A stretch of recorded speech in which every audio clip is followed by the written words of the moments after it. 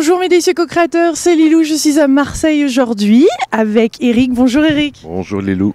Ravi de pouvoir vous rencontrer puisque j'ai énormément entendu parler de vous par le docteur Moody, puisqu'ici sont passées ce week-end les deuxièmes rencontres internationales des expériences de mort imminente. Et il parle de votre sortie de corps puisque vous êtes un pianiste, un compositeur, un journaliste, un auteur, un psychothérapeute, beaucoup de choses. Donc il y a plein de domaines, j'adore tout ce qui touche à la conscience, tout ce qui touche à l'éveil, au bien-être, au psy. Tout ça, c'est des sujets que vous connaissez très bien.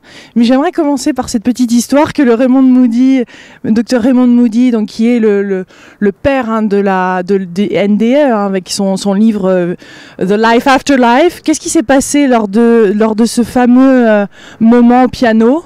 Oui, c'est assez drôle parce que j'étais assez gêné parce qu'il a raconté ça en public. En fait, je lui ai raconté un peu cette histoire la première fois où je l'ai rencontré.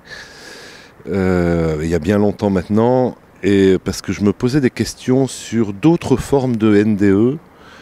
Je me demandais si c'était possible de vivre des NDE en étant éveillé, sans être mort, si il était possible de vivre des NDE partagés, de vivre des moments identiques à la NDE, pas forcément tout, mais avec des gens qui sont en train de mourir. Et à cette époque-là, il n'en avait pas encore parlé dans ses livres. Et il me dit mais oui, tout à fait possible. Et puis, il est très très joyeux, très très enthousiaste de tout, très à l'écoute. Et donc j'ai raconté ce qui moi m'avait poussé à faire mes propres recherches, d'abord sur ma tête et puis après sur les phénomènes. C'était une aventure vraiment bizarre qui m'était arrivée en 1977. Où ce jour-là, c'était un lundi de septembre. J'étais allé ce week-end-là au premier congrès international de musicothérapie à Paris, le premier qu'il y a eu, et c'était le domaine dans lequel je travaillais, j'étais tout jeune. Et le lundi commençait à Lille, qui est ma ville natale, ma région natale, le premier festival international du mime. Alors, allez savoir, le directeur du festival voulait absolument que je fasse une petite ouverture du festival avec un mini récital de piano de 20 minutes. Bon. Alors, à savoir que les pianistes, quand on doit jouer en public, on est un peu stressé déjà, mais alors il faut un bon piano, il faut une bonne chaise, il faut bien... Voilà. Et donc, je reviens sans avoir travaillé une note de piano le lundi midi de Paris, parce que j'avais passé trois jours au congrès de musicothérapie à Paris. Je me précipite chez moi pour travailler quand même tant soit peu. Heureusement, c'était juste 20 minutes et pas 1h15, 1h30 de récital. Et je devais jouer du Chopin et du Debussy, pardon. Et donc, je suis arrivé à 5h30 dans la salle de répétition. Ils avaient foutu là un vieux piano droit, dans une salle immense, vous ne voyez pas au bout, qui avait été accordé, donc bon, et j'ai répété, j'ai dit bon, en plus le public qui venait au festival du mime n'était pas du tout un public habitué forcément à la musique classique. Je dis bon, allons-y quand même, ils avaient tellement insisté, donc arrive le moment du concert. Je monte sur scène. Premier truc, la chaise était 10 fois trop petite. Ils avaient changé ma chaise. Donc je ne peux pas jouer là-dessus. Je suis allé faire chercher une autre chaise et je me suis mis à jouer. Et là, les premiers accords, je commençais par une polonaise de Chopin, donc quelque chose qui était un peu bon. Le piano était faux. Parce que le temps de l'accorder, le temps de remplir la salle, de réchauffer la salle, je ne sais pas quoi, il était devenu absolument épouvantable. Je dis c'est pas possible. Donc je continue quand même pendant quelques instants.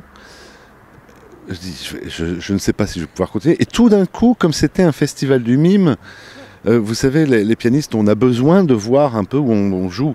Si vous voulez, les touches blanches et les touches noires, on peut de temps en temps jouer les yeux fermés, ce que je fais, mais il faut se repérer. Et alors là, vous aviez l'éclairagiste qui croyait bien faire en me mettant en scène complètement avec des éclairages rouge, vert, bleu qui venaient à droite, à gauche, jaune, tout d'un coup plus rien, un peu de lumière noire.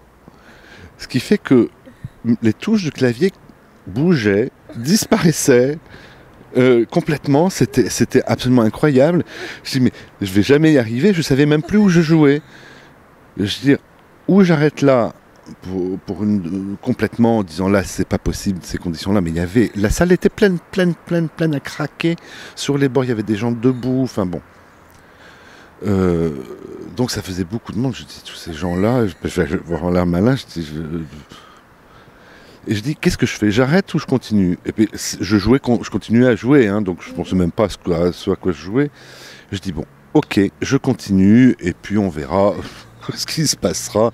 Et là, je dis, j'ai qu'une solution, je ferme les yeux, et quand le morceau sera fini, j'irai dire, s'il vous plaît, arrêtez les lampes. J'ai fermé les yeux, et là, tout d'un coup, je me suis vu en train de jouer. Mais c'était instantané, c'était pas je sors de mon corps. J'étais au-dessus de moi, en train de jouer. Et les lumières? Oui, et tout d'un coup, je me suis dit, ça peut... Et il y a un truc, je dis, tiens, c'est bizarre ça. Moi, je me vois en train de jouer, puis un peu pratique, hein, on lance la machine, ça marche tout seul. J'étais pas surpris, j'étais dans un drôle d'état. Et je me suis vu après, instantanément, mais pas en déplacement, au fond de la salle. Et je me voyais jouer du fond de la salle et j'entendais la musique et je voyais même plus les lumières de la scène. De toute façon, la salle était dans le noir. Je me voyais jouer. Et là, j'étais pris d'un espèce de sentiment absolument incroyable. Et il y a une lumière qui est arrivée, mais alors une lumière très complexe. Très très très étrange qui m'a enveloppé. Là pour le coup je suis un peu monté dedans et je me suis retrouvé dans un espèce d'environnement absolument indescriptible dans lequel j'ai perdu conscience. Enfin, je veux dire, j'avais pas ma conscience, je sais pas où j'étais. C'était pas comme d'habitude. Non, ça c'est moins compliqué. C'était même pas comme dans un rêve, même comme dans rien. Il faut rappeler que c'était en 77 et à ce moment-là, La vie après la vie n'était pas encore sortie en France. Et je sais pas ce qui s'est passé. Et moi, je me suis réveillé entre guillemets. Je suis revenu, on va dire, dans mon corps. Enfin, je me suis revenu au piano. À la fin, alors Raymond, je lui dis, Raymond, tu oublies un détail, tu dis que c'est un morceau, mais moi c'est à la fin des 20 minutes, j'avais joué mes Chopin, mes Debussy, j'avais quand même une espèce de contrôle entre les morceaux, où je savais ce qu'il fallait jouer, dans l'état où j'étais, mais je me voyais plus jouer du tout là pour le coup. Et c'est très difficile à décrire comme expérience. Donc c'est comme si, je sais pas, c'est un truc qui doit arriver à plein de gens. Vous savez, quand on prend la voiture, les gens qui ont un bureau, qui prennent la voiture, qui vont quelque part, et tout d'un coup ils se retrouvent quelque part, ils savent pas comment ils ont fait. C'est un phénomène. Et là, de l'avoir observé quand même de loin, tout ça, ça ressemble plus à une OBE, un out of body experience. Exactement. Donc c'est pour dire ça que le corps et une partie de la psyché au moins est capable de contrôler les événements. Et je me suis réveillé, enfin, je suis revenu à mon état normal, si on peut dire, au moment où tout le monde était en train d'applaudir, c'était fini, et puis debout en plus. Alors, je suis sorti dans un état extatique, non pas des applaudissements, parce que j'étais même pas... J'ai dit bon, ils applaudissent, je sais pas ce qui se passe. Après, tout le monde est venu me voir, etc. Mais moi, ça m'a mis dans un état absolument incroyable d'euphorie, on peut pas dire d'extase, de béatitude. Grâce, hein. Grâce, on va dire, oui, de félicité, de tout ce qu'on veut. Pendant 3 jours, ça a duré 3 jours cet état-là. C'était. C'est bon ça. Donc. Comme c'était à l'époque, en France, on n'avait pas beaucoup d'informations sur les OBE, sorties hors du corps. Il n'y avait que 2 collections. Il y avait les collections Les Énigmes de l'Univers et la collection rouge de J'ai lu, la collection de Lafon, la collection noire.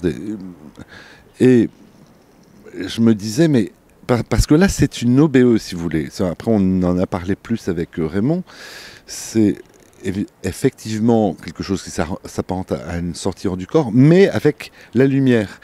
C'est-à-dire qu'il y a 2 éléments d'une NDE, entre guillemets,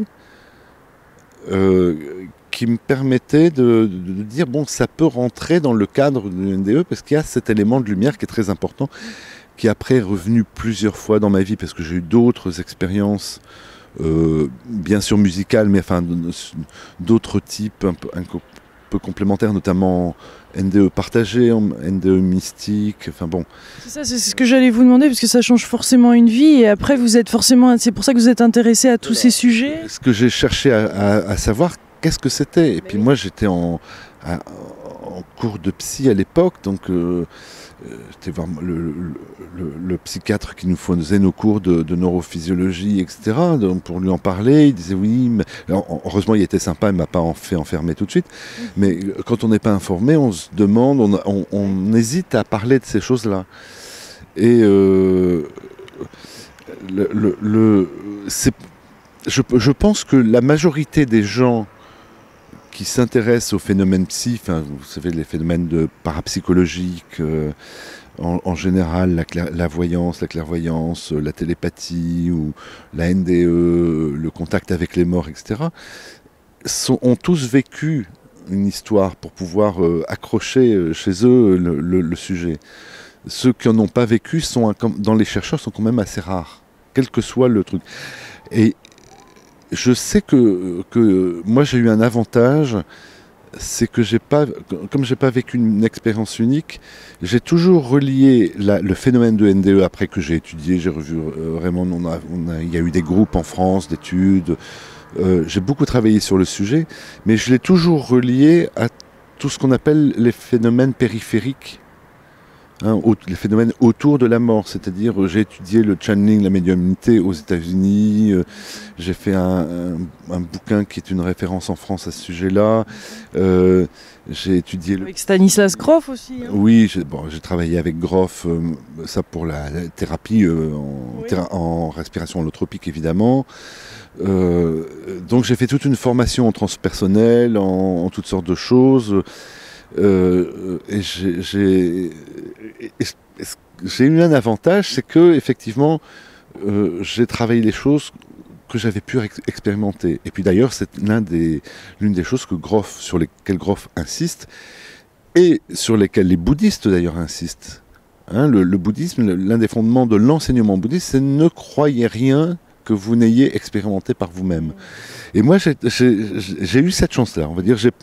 Je ne suis pas un chercheur neutre. Alors évidemment, dans la recherche dite scientifique occidentale, c'est pas une attitude saine, y compris dans le journalisme où on dit que normalement pour faire un reportage objectif, il ne faut pas être impliqué dans le sujet. Ben oui, mais bon, moi c'était différent, et ça m'a permis d'aller encore plus loin aussi dans les recherches. Plus loin, et surtout de relier les choses, de voir les points communs entre les phénomènes, entre les états, ce que vivent les gens, ce qu'ils racontent, ce que moi j'ai pu vivre, etc. Donc évidemment, quand quelqu'un raconte un phénomène, je ressens, plus que par empathie, par expérience personnelle, ce qui est vrai. Et surtout, par exemple dans mon boulot de psy, puisque je m'occupe de temps en temps de gens, de pouvoir les recadrer dans un contexte global, leur faire comprendre qu'ils ne sont pas seuls à vivre ce type d'expérience, quel que soit le type d'expérience, qu'il y a du monde qui a des recherches, qu'on peut être encadré, que c'est formidable, enfin que ça procède pour moi, ça procède quand même d'une élévation, enfin d'un changement d'état de conscience globale. Paradigme. Le paradigme, on va dire, c'est plutôt intellectuel. Ah oui. Voilà, c'est la vision du monde. C'est la vision du monde, la façon de traiter les choses. On est plutôt dans le mental, mais c'est très bien, c'est forcé parce qu'on a un cerveau qui tourne, donc on est obligé de s'en servir. Et tandis que le changement d'état de conscience, c'est autre chose, c'est l'ouverture de conscience ou le passage d'un état de conscience à un autre état de la conscience. La NDE est un exemple parfait. Quand on vit un phénomène comme ça, on parle de temps en temps de retournement du soi. On va dire, je caricature, mais quelqu'un mauvais vit une NDE et devient bon tout d'un coup. C'est un peu l'histoire de Scrooge dans le Noël de Scrooge, où il reçoit les trois entités de Noël, et lui qui a été avare toute sa vie, après devient bon, en fait, généreux. C'est un petit peu ça la NDE, mais avec des niveaux différents et dépendants de chacun, de chaque personne, voilà. Donc, ce qui est impressionnant aussi, c'est que quelqu'un qui partage une NDE ou des phénomènes comme ça a un impact au-delà des mots même, j'ai l'impression, sur les autres qui l'entendent.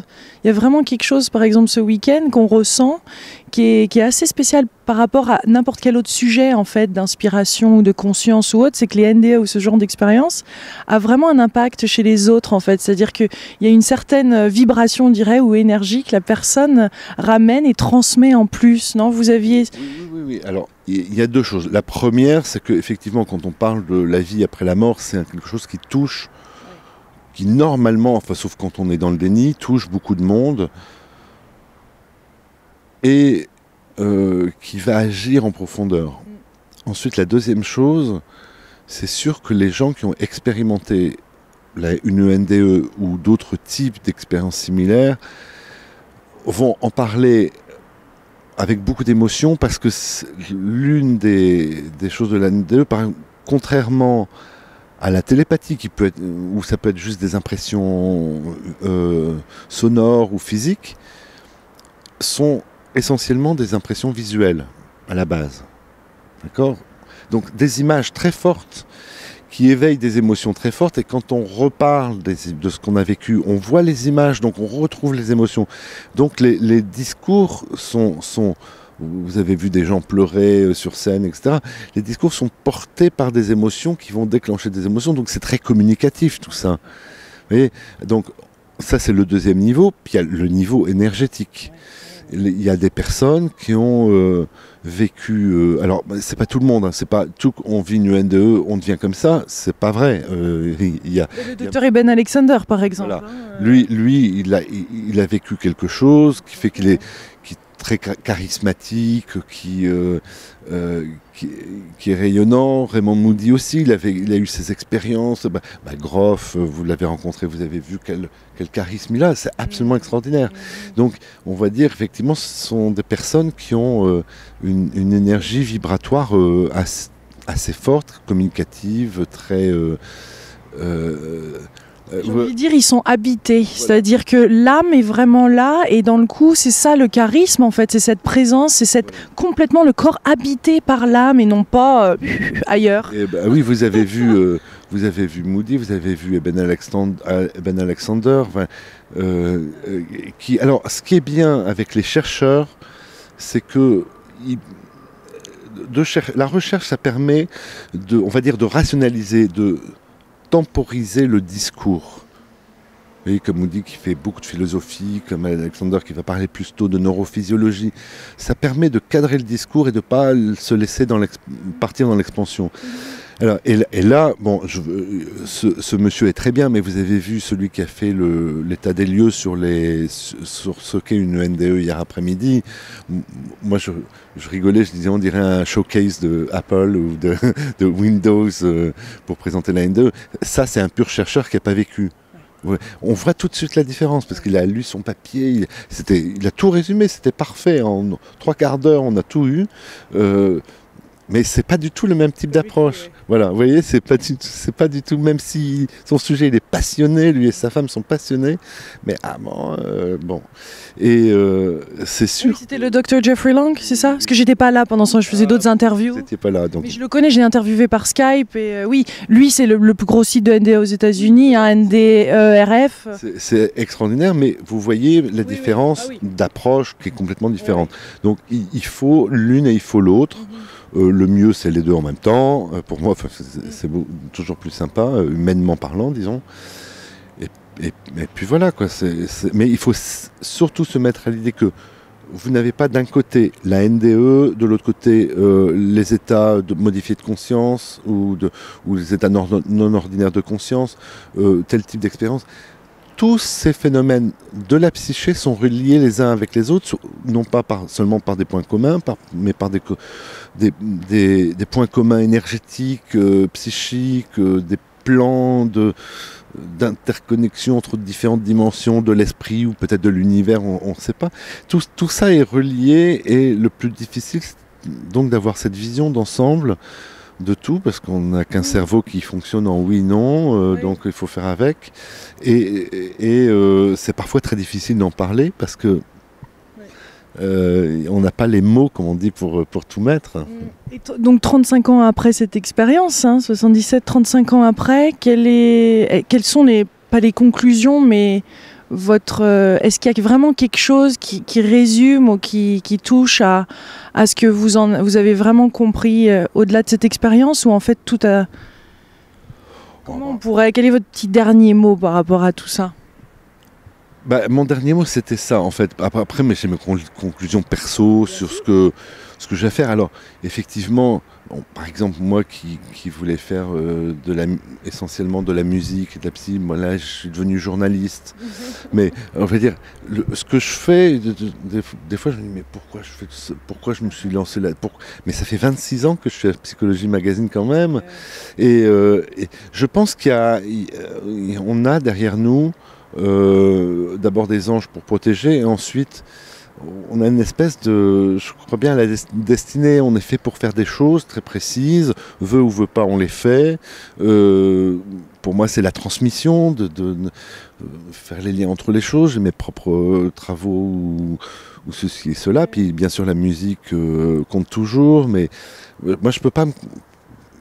Je pense que cette expérience a fait que j'ai pas pu, après, dans ma vie, me contenter de rester sur un point. C'est comme ça. Il y a un dernier petit truc en fait qui m'est passé par la tête que je voulais vous parler et qui était vraiment, et je sais que vous avez un avion donc on va vraiment y aller, mais le dernier petit truc c'est cette non-intervention, parce qu'on a l'impression avec Moody comme Eben Alexander qui sont vraiment tellement dans le moment et qui ils laissent les choses se faire, aller, ils passent le temps qu'il faut avec les gens, ils sont pas pris dans le temps comme d'autres personnes, et j'ai l'impression qu'ils sont vraiment à vivre les choses un peu dans cette, j'ai envie de dire, non-intervention, c'est-à-dire laisser la vie les emmener. Enfin, c'est assez intéressant de les observer, non? Vous avez remarqué ça, vous qui connaissez bien Moody? Il est là, il est dans le moment, voilà, il passe le temps qu'il faut avec les gens, il dit oui. C'est exactement ce que je disais, c'est que... Ah, on est sorti du cadre. Ah, pardon.